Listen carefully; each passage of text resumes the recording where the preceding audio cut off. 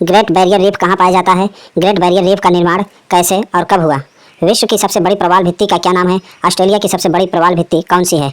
और great barrier reef की क्या खासियत है? तो चलिए दोस्तों, इसके बारे में बात करते हैं। कृपया चैनल को सब्सक्राइब कर दीजिए ताकि आने वाली वीडियो सबसे आपको मिले। Great barrier reef Queensland, Australia के उत्तरी पूर्वी तट के समांतर बनी हुई है। यह विश्व की सबसे बड़ी मूंगे की दीवार है। दोस्तों, इसे पानी का बगीचा भी कहते हैं। इस दीवार की लंबाई लगभग 1200 मील तथा चौड़ाई 10 मील से 90 मील तक फैला है।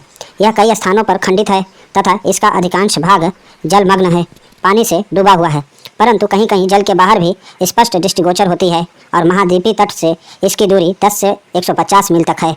समुद्री तूफान के समय अनेक पोत इससे टक्कर खाकर ध्वस्त हो जाते हैं। फिर भी यह पोत चालकों के लिए विशेष सहायक बना हुआ है, क्योंकि दीवार के भीतर की जलधारा इस बृहत शैलभित्ति रीफ द्वारा सुरक्षित रहकर तटगामी पोतों के लिए अति मूल्यवान परिवहन मार्ग बनाती हैं तथा पोत इसमें से गुजरने पर खुले समुद्री तूफानों से बचे रहते हैं।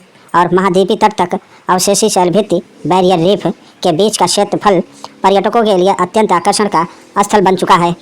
जलवायु परिवर्तन के बुरे असर से ग्रेट बैरियर रीफ के बचने की संभावना बहुत कम है और ऐसी आशंका है कि 2050 तक रीफ पूरी तरह नष्ट हो जाएगी।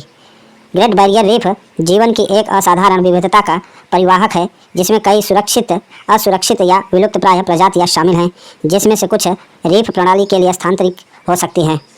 खतरे की घंटी तब है जब जलवायु परिवर्तन, प्रदूषण, क्राउन ऑफ थॉर्न्स, तारा मछली और मछली पकड़ना इस चट्टान प्रणाली के स्वास्थ्य के लिए प्राथमिक खतरे हैं।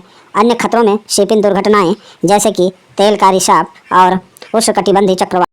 ग्रेट बैरियर रीफ को 1981 में इसे विश्व धरोहर क्षेत्र घोषित किया गया और इसने रीफ को पृथ्वी पर सबसे उल्लेखनीय स्थानों में से एक के रूप में मान्यता दी है और साथ ही इसके वैश्विक महत्व और इसके प्राकृतिक मूल्य को भी मान्यता दी है। ग्रेट बैरियर रीफ में सबसे बड़ा स्तनपायी कौन सा है, तो इसके बारे में बात करते हैं दोस्तों। हम्पबैक व्हेल बेलिन व्हेल की सबसे बड़ी प्रजातियों में से एक है, जिसकी औसत लंबाई 1 से 16 मीटर और वजन 25 से 30 मीट्रिक टन तक होता है। हम्पबैक व्हेल अपने जटिल ब्रीचिंग व्यवहार के लिए जानी जाती है, जो उन्हें व्हेल देखने वालों के लिए सबसे लोकप्रिय बनाता है। व्हेल एक मछली है और यह हाथी से कई गुना वजन और बड़ा होता है। दोस्तों, जिन्होंने चैनल को सब्सक्राइब नहीं किया है, कृपया वो चैनल को सब्सक्राइब कर दें ताकि आने वाली वीडियो सबसे पहले आपको मिले। चलिए थोड़ी और बारे में इसके बात करते हैं। यहाँ पर कछुए, मछली और कई तरह के कलर में आपको अलग देखने को मछलियाँ मिलेंगी आपको यहाँ पर। इस रीफ की खासियत है कि यहाँ का पानी एकदम नीट एंड क्लीन है और पानी आप लगभग इसके नीचे 30 से 40 फीट तक नीचे आप देख सकते हैं। अलग अलग प्रकार के इसमें जंतु आपको देखने को मिलेंगे। यह दुनिया की सबसे बड़ी रीफ है और यह क्वींसलैंड से दूर कोरल सागर में स्थित है और यह ऑस्ट्रेलिया के प्रमुख स्थलों में से एक माना जाता है और इसे, जैसा कि पहले बता चुका हूँ, कि इसे पानी का बगीचा भी कहा जाता है। ग्रेट बैरियर रीफ में कई तरह के जीव जंतु अलग अलग प्रकार के पाए जाते हैं, जैसे कि 400 तरह के प्रवाल रीफ और 1500 तरह की अलग अलग मछलियाँ इसमें अलग अलग प्रकार और कलर के पाई जाती हैं और 4000 तरह के मोलस्क, डगोंग या समुद्री गाय, बड़े हरे कछुए इत्यादि इसमें पाए जाते हैं। जलवायु परिवर्तन की वजह से ग्रेट बैरियर रीफ को काफ़ी नुकसान पहुंचा है और यह उन जीव जंतुओं के लिए काफ़ी। ग्रेट बैरियर रीफ की लंबाई की बात करें तो ये कई किलोमीटर में लंबी है।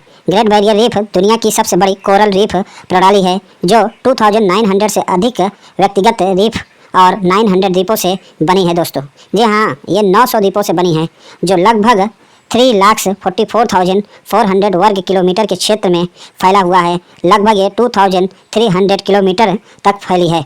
अगर इसके निर्माण की बात करें दोस्तों, तो ये ऑस्ट्रेलिया में ग्रेट बैरियर रीफ एक तटीय मैदान पर बना हुआ है, जो 20,000 से लेकर 60,000 साल पहले समुद्र के स्तर में तेज वृद्धि के दौरान बाढ़ में डूब गया था और तटीय मैदान की बाढ़ग्रस्त पहाड़ियों ने कोरल के बढ़ने के लिए उथले क्षेत्र प्रदान किए और यह स्थान अब ग्रेट बैरियर रीफ के नाम से जाना जाता है और इसे ग्रेट बैरियर रीफ की और केज भी कहा जाता है। आगे अगर बात करें तो यहाँ पर वैज्ञानिकों ने आमतौर पर 4 अलग अलग प्रकार के यहाँ पर रीफ को वर्गीकरण किया है, जैसे fizzing reef, barrier reef, atoll reef और पैच रीफ के नाम से जाना जाता है। अब कोरल कितने प्रकार के होते हैं, तो ये 3 प्रकार के होते हैं। कोरल रीफ दुनिया भर के महासागरों में रहते और बढ़ते हैं और 3 अलग अलग प्रकार के फिजिंग, बैरियर और एटोल रीफ। फिजिंग रीफ सबसे आम प्रकार की कोरल रीफ है। वे द्वीपों और महाद्वीपों की तट रेखाओं के पास समुद्र की ओर बढ़ते हैं, जो आमतौर पर तट से एक उथले लैगून से अलग होते हैं। दोस्तों आगे थोड़ी और बात करें तो रीफ एक अपने आप में आनंदित भूत करता है और ये पर्यटन के रूप में है। अगर आपको भी कभी समय मिले तो आप भी ये रीफ जरूर देखें। इस रीफ में जीव जंतुओं का विविध संसार है। रीफ का मुख्य निर्माण कोरल पॉलिप्स द्वारा होता है और ये दो प्रकार के होते हैं, सॉफ्ट कोरल और hard coral. Hard coral reef बनाने में मुख्य भूमिका निभाते हैं और यहाँ पर डॉल्फिन और व्हेल जैसी मछलियाँ भी पाई जाती हैं। सबसे ज़्यादा हम्प बैक व्हेल यहाँ प्रवास के लिए आती हैं और शार्क मछलियाँ भी पाई जाती हैं। टाइगर शार्क और रीफ शार्क जैसी प्रजातियाँ आम बात है। डुगोंग, इसे सी काऊ भी कहा जाता है, यह एक दुर्लभ समुद्री स्तनपायी जंतु है और जेलीफिश कई प्रकार के यहाँ पर पाए जाते हैं। इरुकांजी और बॉक्स जेलीफिश जैसी खतरनाक प्रजातियाँ पाई जाती है। समुद्री पक्षी की बात करें तो 215 से अधिक प्रजातियां जैसे सीगल और टन्स यहाँ पर पाई जाती हैं। महत्व और खतरे की बात करें तो जैव विविधता के लिए महत्वपूर्ण केंद्र है। पर्यटन, मत्स्य पालन और औषधि उद्योग के लिए सबसे बड़ा सहायक है। यहाँ पर औषधि दवाइयाँ भी बनाने के लिए यहाँ पर कई प्रकार के अलग अलग तरह के घास और पौधे पाए जाते हैं। खतरे यहाँ पर मत्स्य प्रदूषण और मछली पकड़ने की गतिविधियाँ, समुद्र के तापमान में वृद्धि और एसिडिफिकेशन भी होता है। यह रीफ न केवल प्राकृतिक सौंदर्य का अद्भुत उदाहरण है बल्कि पूरे विश्व के लिए जैव विविधता और परिस्थिति तंत्र को बनाए रखने में महत्वपूर्ण भूमिका निभाता है। अन्य कोरल रीफ में वैज्ञानिकों ने कई तरह के प्राकृतिक यौगिक खोजे हैं जिनका उपयोग दवाओं के निर्माण में किया जाता है। कोरल रीफ को प्राकृतिक औषधालय भी कहा जाता है क्योंकि यहाँ पाई जाने वाली प्रजातियाँ के शरीर में रसायन होते हैं जो दवाइयों में उपयोगी साबित होती हैं। एंटी कैंसर ड्रग्स डिस्कोडर्मोलाइड, यह यौगिक समुद्री स्पंज से निकाला गया है और इसका उपयोग कैंसर के उपचार में किया गया है। एरिबुलिन, यह ब्रेस्ट कैंसर और अन्य ट्यूमर इलाज के लिए उपयोगी साबित हुआ है। यह दवा एंटीवायरल और एंटीबैक्टीरियल ड्रग्स, रीफ से मिलने वाले जीवों से ऐसे यौगिक निकाले गए जो वायरस और बैक्टीरिया के खिलाफ प्रभावी हैं। यहाँ से पेनकिलर्स और मॉर्फिन जैसे दवाओं का उपयोग हुआ।